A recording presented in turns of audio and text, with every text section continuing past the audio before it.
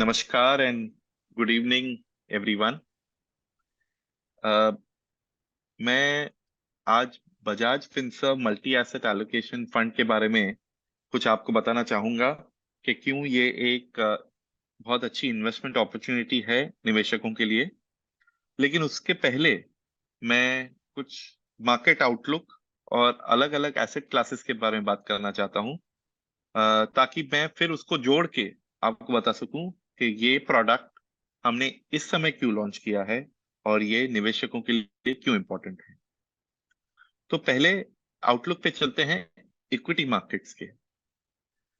Post Covid जब equity market चलना शुरू हुआ, जब इकोनॉमी में रिकवरी आई, कॉर्पोरेट सेक्टर में रिकवरी आई, तो हमने देखा कि इन्वेस्टर्स के बहुत अच्छे रिटर्न बने। जितना जो बॉटम हुआ था 4 साल पहले मार्च 2020 में, और अब तक कंपाउंडेड रिटर्न बहुत अच्छे बने हैं।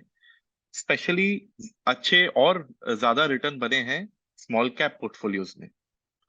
अब हुआ यह है कि इतनी अच्छी रैली के बाद काफी स्टॉक्स या सेक्टर्स ऐसे हो गए हैं जहां पे वैल्यूएशन बहुत ही बढ़ चुकी है। तो यहां से आगे की जो जर्नी होगी वो थोड़ी सी वॉलेटाइल हो सकती है। अगर मैं स्प्लिट करूं categories large cap, mid cap और स्मॉल कैप में, लार्ज कैप स्टॉक्स में अभी भी वैल्यूएशन गैप है, यानी वो अपनी इंट्रिंसिक वैल्यू से थोड़ा सा कम ट्रेड कर रहे हैं। इसका मतलब लार्ज कैप में अपॉर्चुनिटीज और भी अच्छी है। स्मॉल कैप और मिड कैप अपनी जो हिस्टोरिकल एवरेज हैं उससे 20 से 25% महंगे ट्रेड कर रहे हैं। उनकी वैल्यूएशन बहुत ज्यादा है। अब इसका मतलब ये नहीं कि स्मॉल कैप स्टॉक्स अच्छे नहीं, सिर्फ लार्ज कैप स्टॉक्स अच्छे हैं, और आपको कोई अगर स्मॉल कैप में अच्छी कंपनी मिलती हो तो आप उसे इन्वेस्ट ना करें, ये बात नहीं है। एक सिर्फ मार्केट कैप एक कंपनी की उसके फ्यूचर के बारे में आपको कुछ नहीं बताती, वो सिर्फ उसकी वॉलेटिलिटी के बारे में बता सकती है। हाँ, लेकिन कई बार ऐसा होता है कि लोग स्मॉल कैप के बारे में एक साथ एक्साइट हो जाते हैं या एक साथ डिप्रेस हो जाते हैं। जब वो एक साथ एक्साइट हो जाते हैं तब ये पूरी कैटेगरी के वैल्यूएशन बहुत हाई हो जाते हैं। और इसमें अगर आपको कोई स्टॉक चुनना हो या सिक्योरिटी हम जो चुनते हैं, बहुत ही संभल के और कॉशियसली, यानी ठीक से रिसर्च करके ही चुनते हैं। समझिए कि अगर एक बास्केट में, अगर ये स्मॉल कैप का बास्केट है, उसमें अगर 100 बॉल रखे हैं, तो समझिए आज उसमें 80 रेड बॉल हैं और 20 ग्रीन बॉल। अगर आप आंख बंद करके एक बॉल इस बास्केट में से चुनेंगे तो शायद वो रेड बॉल निकले। तो ऐसा भी हो सकता है कि बिकॉज इंडेक्स काफी महंगा है स्मॉल कैप का, आज आप कोई पर्टिकुलर एक स्मॉल कैप रैंडमली चूज करें तो वो शायद महंगा हो सकता है। तो उस बास्केट में से अगर आपको चुनना है तो आपको थोड़ा केयरफुल रहना पड़ेगा। अब यही सिचुएशन अगर लार्ज कैप में देखें तो कैसी है, कि अगर लार्ज कैप की बास्केट में 100 बॉल हैं तो 50 ग्रीन है और 50 रेड है। इसका मतलब अगर आप कोई भी आंख बंद करके एक बॉल उठाएंगे तो 50-50 चांस है कि वो पॉजिटिव अच्छे रिटर्न वाला होगा या खराब रिटर्न वाला होगा। अब इसमें अगर थोड़ी सी मेहनत करें तो हमें जल्दी से कोई ग्रीन बॉल मिल सकता है। तो ये डिफरेंस है आज लार्ज कैप, मिड कैप और स्मॉल कैप में। एक और चीज मैंने नोटिस की है आजकल बाजार में जो हो रही है, कि लोग काफी इम्पेशेंट हो गए हैं रिटर्न्स के बारे में। लोग चाहते हैं कि जल्दी रिटर्न बनाए, फटाफट रिटर्न बनाए, इजीली रिटर्न बनाए। लोग समझ रहे हैं कि यस, ये इंडिया का डेकेड है, ये पूरा दशक इंडिया का रहेगा, हमारी कंट्री इसमें जीडीपी ग्रोथ अच्छा करेगी, हमारी कॉर्पोरेट सेक्टर की अर्निंग अच्छा होंगी। लेकिन इस कंफर्ट को लेके वो एफएनओ में खेल रहे हैं। यानी अगर इंडिया का दशक अच्छा है तो जून का फ्यूचर्स ले लो या ऑप्शंस ले लो, ये गलत है। यहाँ पे आप टाइम नहीं दे रहे हैं अपने इन्वेस्टमेंट को ग्रो के लिए, जल्दबाजी में शायद आप कोई गलती कर बैठेंगे। तो ये था इक्विटी मार्केट के बारे में आउटलुक। अब आते हैं फिक्स्ड इनकम में। फिक्स्ड इनकम में आपने देखा होगा कि लास्ट 2 साल से ब्याज दर ऊपर गए हैं। इसका मतलब ब्याज दर ऊपर गए और बॉन्ड प्राइस जो है वो नीचे आ गए। इस समय अब ब्याज दर टॉप हो चुके हैं, यानी ये बहुत अच्छा समय है कि आप अच्छे इंटरेस्ट रेट्स लॉक इन कर लें। तो this is a good time for bonds, debentures या आपके फिक्स्ड इनकम के म्यूचुअल फंड्स।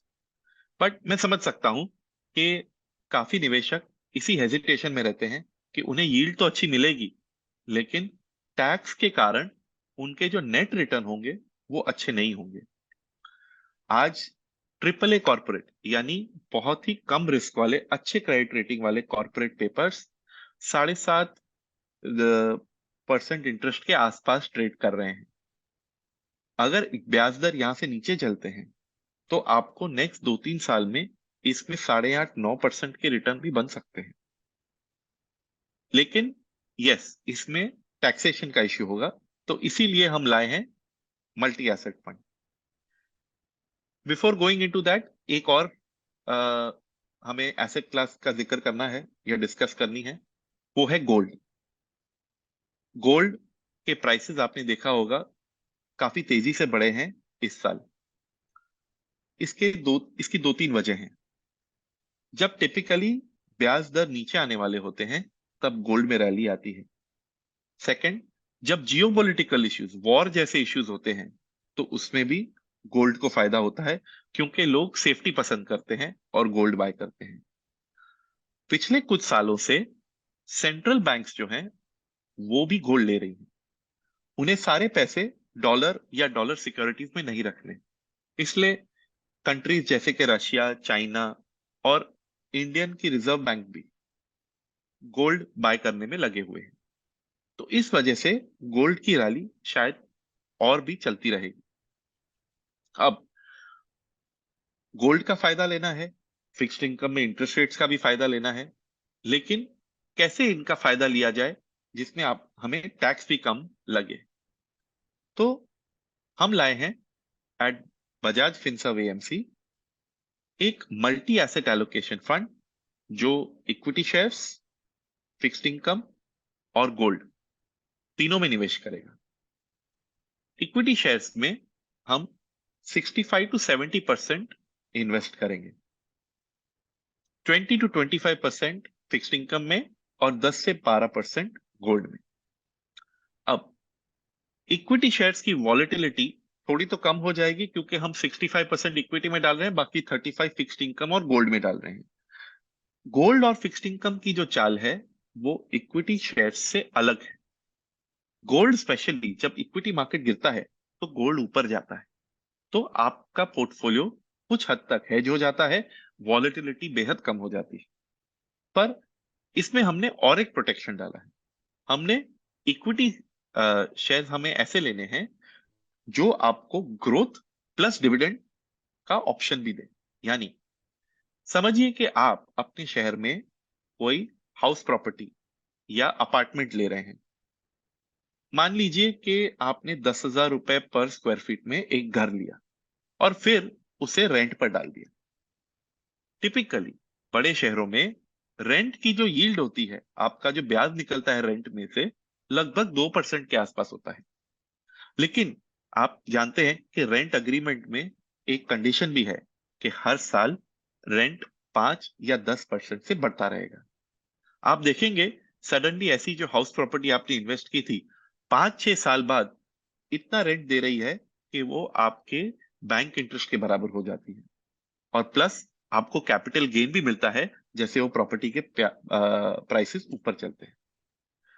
अगर हम ऐसे ही स्टॉक्स भी देखें जो डिविडेंड देते हैं, बट वो डिविडेंड ग्रो करते रहेंगे क्योंकि उनकी प्रॉफिट भी ग्रो हो रही है, तो ये इस टाइप का आपको मैजिकल कंपाउंडिंग ग्रोथ दे सकते हैं। आज काफी ऐसी कंपनीज हैं जो डिविडेंड्स अच्छे दे रही है। जैसे कि एक मैं एग्जांपल लेता हूं एक आईटी कंपनी का। ये कोई रिकमेंडेशन नहीं है, ना ही कि मैं ये कह रहा हूं कि ये हम अपने फंड में लेंगे, बट एक एग्जांपल की तरह इंफोसिस जो आज ट्रेड कर रही है, उसके जो डिविडेंड यील्ड है 2.5 से 3% के आसपास है।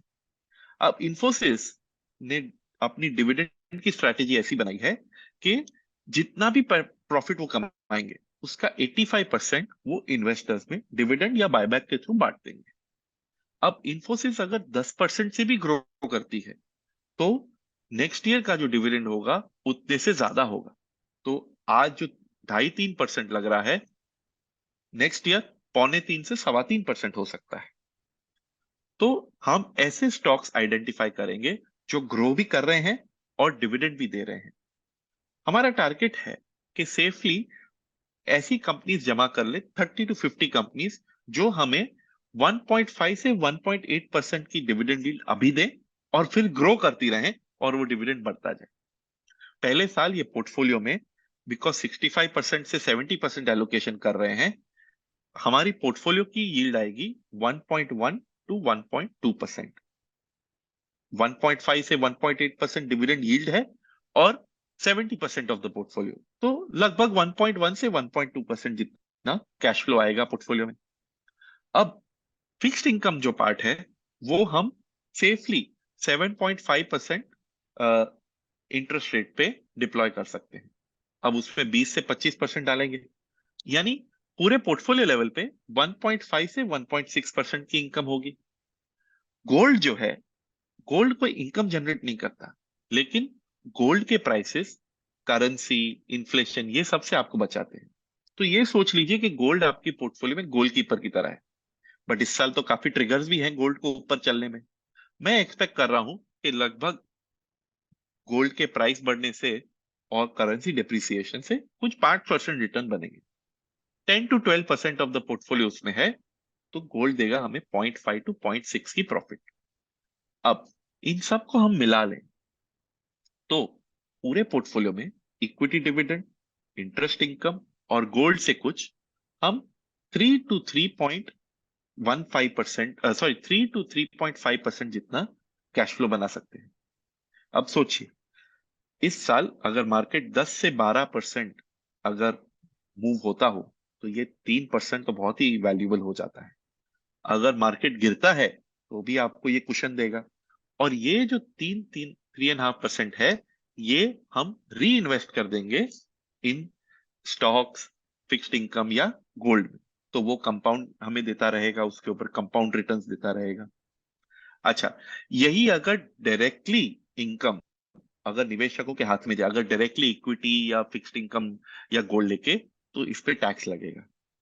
अगर आप म्यूचुअल फंड के थ्रू आते हैं, वो भी इक्विटी टैक्सेशन वाले म्यूचुअल फंड के थ्रू, तो आपको कैपिटल गेन्स देना है और जब आप विड्रॉ करें तब देना है।